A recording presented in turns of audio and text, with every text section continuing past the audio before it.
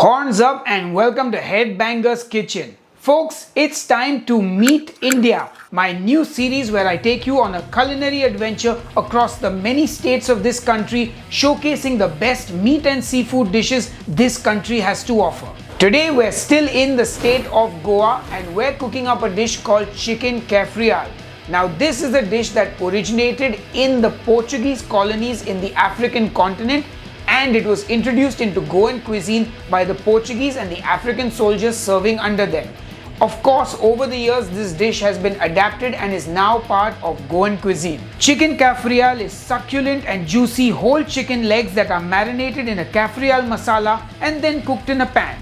It's slightly spicy and pungent, a dish that is packed full of flavor. Anyway, enough jibber jabber, let's get cooking. I get my pan on to toast some spices: cinnamon stick, bay leaves, cloves, black peppercorns and cumin seeds. Now toast them on the dry pan till they start to release their oils and get nice and toasted. Once done, remove from the pan. Now put those spices in a blender and then grind them to a fine powder. Once that is done, our Cafreal spice powder is ready. Time to make the masala or the marinade, and that starts with a handful of coriander, some de-seeded green chilies because I'm a spice wuss, garlic cloves, ginger, turmeric, salt and our Cafreal spice powder. Add a bit of water and blend away.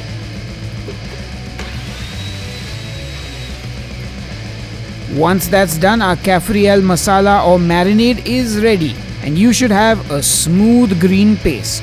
For this recipe, I'm using full chicken legs with the bone but without skin. Now in true Indian style, we cut gashes in the flesh of the chicken so that the marinade can penetrate deeply. 2 on the front side and 1 on the back side, on both the drumstick and the thigh. Once this is done, get the chicken in a bowl and it's time to marinate it. Add the Cafreal masala into the bowl with the chicken and make sure you get all of that masala. Even if you need to rinse it with a bit of water to get all of it out, do that.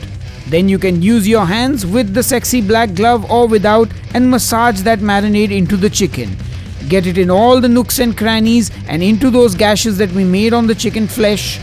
Once that is done, pop it in the fridge to marinate overnight if possible. After 24 hours, it's time to cook our chicken and remove it from the fridge about 30 minutes before you start cooking. I get my pan on the stove and heat up some oil. Then in go my chicken legs. And I realize this pan doesn't feel like it's big enough for all 4 chicken legs. But I squeeze that 3rd leg in, and after some fidgeting around, I managed to get the 4th leg in as well. Now I just let them saute and get some color on each side, and then I cover the pan and let it cook. After a while, I open it up and move those legs around. Now you can make your chicken Cafreal dry if you like, or you can leave some liquid in the pan so you have a bit of sauce. The choice is yours. These legs are looking good now. They've been cooking for about 15 to 20 minutes. The marinade has reduced down and coated them, and there is some caramelization on the meat. These are good to go for me.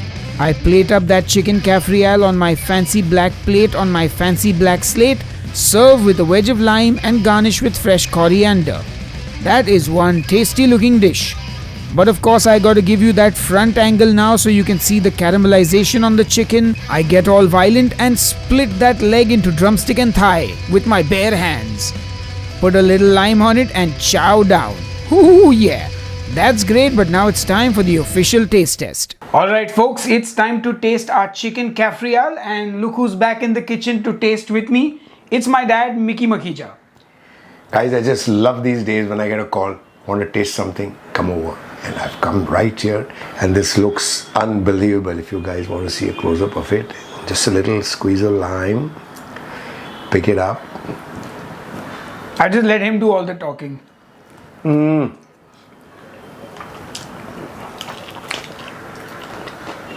You don't need to go off for this.